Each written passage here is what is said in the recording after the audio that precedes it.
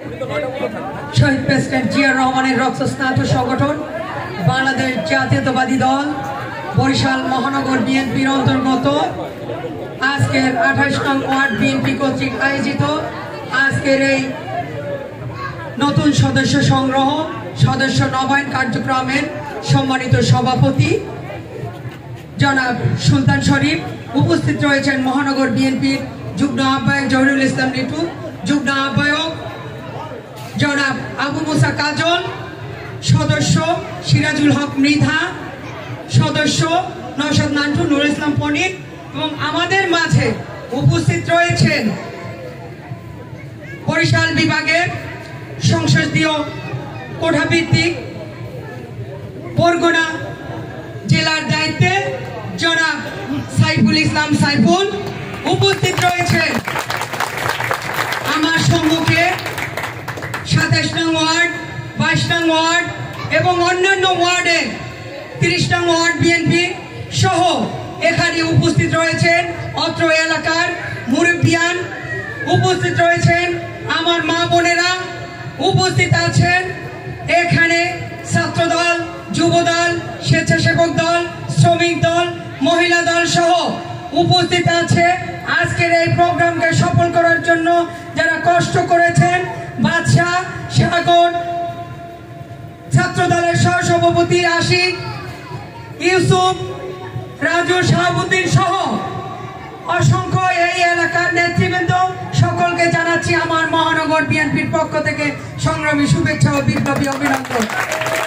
প্রিয় নেতৃবৃন্দ, আমি শুধু একটি কথা বলতে চাই, যারা এই ফ্যাসিস্ট আওয়ামী লীগ 17 বছরের আন্দোলন করেছেন এই ওয়ার্ডের, যারা মানুষের ভোট ও ভাতের আদায় করার জন্য, অধিকার আদায় করার জন্য রাজপথে আন্দোলন করেছেন, তারাই কিন্তু প্রকৃত কর্মী এবং কর্মীরাই সব সময় আন্দোলন করেছে, রাজপথে থেকেছে। যারা এই কাজে লিপ্ত ছিলেন তারাই আমাদের জাতীয়তাবাদী দলের শক্তি। আমি একটি কথা বলতে চাই, আজকে আপনারা যারা এইখানে নতুন সদস্য সংগ্রহ ফর্ম পূরণ করবেন এবং নবায়ন করবেন, তারা একটি কথা খেয়াল রাখবেন, এই ফর্মে কোনো ফ্যাসিস্ট আওয়ামী লীগের দোসর, সুবিধাবাদী যারা অন্যায় অত্যাচার করছেন, মাদক দ্রব্য সেবন করেছেন, মাদক দ্রব্য ব্যবসায়ী, তারা এই ফর্মে ফর্ম পূরণ করতে পারবেন না। সবাই সাবধান থাকবেন। উপস্থিত মা বোনেরা, আপনাদের কাছে একটি কথা বলতে চাই, বিএনপির ভোটের জন্য আপনারাই কিন্তু সবসময় অগ্রাধিকার রেখেছেন, ভোটের দাবিদার আপনারাই। আপনাদেরকে বলতে চাই, আগামী দিনে ধানের শীষকে আপনারা বিজয়ী করলে, আমাদের তারেক রহমানের হাতকে শক্তিশালী করলে, আপনারা কিন্তু অনেক কিছু রয়েছে আপনাদের জন্য। তারেক রহমান তার 31 দফায় সেই ঘোষণা দিয়েছেন। আপনাদের ফ্যামিলি কার্ড হইতে শুরু করে আমাদের একজন নেতা এখানে বলেছেন, আমি আর বেশি কথা বলতে যাব না। আজকে যারা ষড়যন্ত্র করছে, আপনারা দেখেছেন বিভিন্ন জায়গায় যে তারা মব সৃষ্টি করে, যেমন 2 দিন আগে যে একজন ব্যবসায়ীকে খুন করে আজকে সেই ভিডিও প্রচার করে তারা বিএনপিকে দোষারোপ করছে। অথচ আরো আগে কুয়েট যে যুবদল, বহিষ্কৃত যুবদল নেতাকে নৃশংসভাবে গুলি করে রকেটে হত্যা করেছে, অথচ তার কোনো প্রতিবাদ আসেনি, কোনো সামাজিক যোগাযোগ মাধ্যমে কোনো কিছু আসেনি এবং তাদের বিরুদ্ধে কোনো প্রতিবাদ মিছিল কিছুই আসেনি সরকারের পক্ষ থেকেও চাঁদপুরে। অথচ মসজিদের ইমাম, চাঁদপুরের মসজিদের ইমামকে কি নৃশংসভাবে হত্যা করেছে আপনারা দেখেছেন। আজকে এই যারা করছে, আপনারা জানেন একটি সংগঠন তাদের চিরকালের একটি তাদের আছে,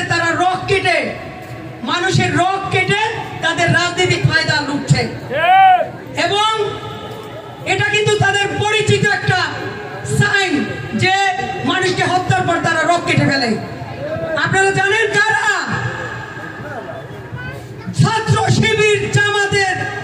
আজকে জামাতরা যেভাবে সারা বাংলাদেশে অস্থিতিশীল পরিস্থিতির সৃষ্টি করছে, আপনারা দেখেননি? গতকালকের ঘটনা কিন্তু আমাদের সবাইকে নাড়া দিয়েছে।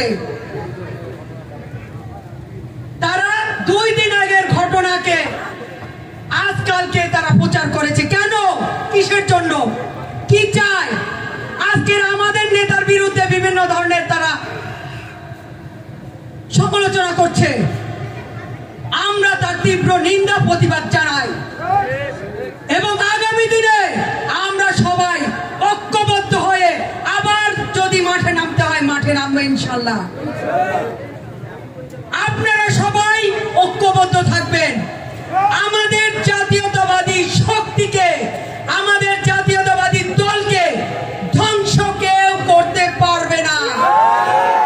আমাদের নেতা দেশনেত্রী বেগম খালেদা জিয়া, আমাদের নেতা তারেক রহমান।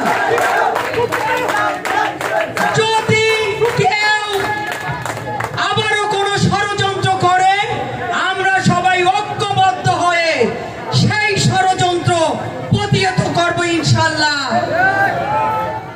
আগামী দিনে আমাদের জাতীয়তাবাদী দল যদি আপনাদের কাছে আসে, আপনাদের দোয়ায় যদি তারা ক্ষমতায় আসে, তাহলে 31 দফায় যে যে কথা দিয়েছে আমাদের দেশনায়ক তারেক রহমান, তার সবাই আমরা ঐক্যবদ্ধ হয়ে আপনাদের পূরণ করব ইনশাআল্লাহ। তো আবারও আমি আর বেশি কথা বলবো না, সবাইকে ধন্যবাদ জানিয়ে আমি আমার বক্তব্য শেষ করছি। বাংলাদেশ জিন্দাবাদ, জাতীয়তাবাদী দল জিন্দাবাদ, শহীদ জিয়া।